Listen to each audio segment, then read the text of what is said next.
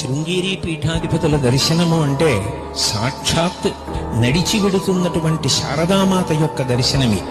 నేను ఈ మాట ఎందుకంటున్నాను అంటే, మీరు శృంగేరి పీఠ పరంపరలో వచ్చినటువంటి మహాత్ముల యొక్క జీవిత చరిత్రలు పరిశీలనం చేస్తే అనేక పర్యాయములు వారికి శారదకు అభేదము ఆవిష్కరింపబడింది.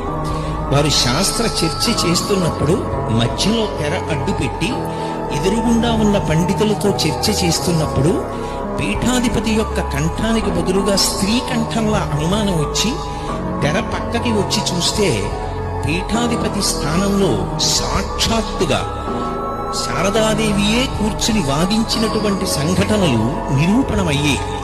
అంతటి గొప్ప అనుష్ఠాన బలం కలిగినటువంటి వారు.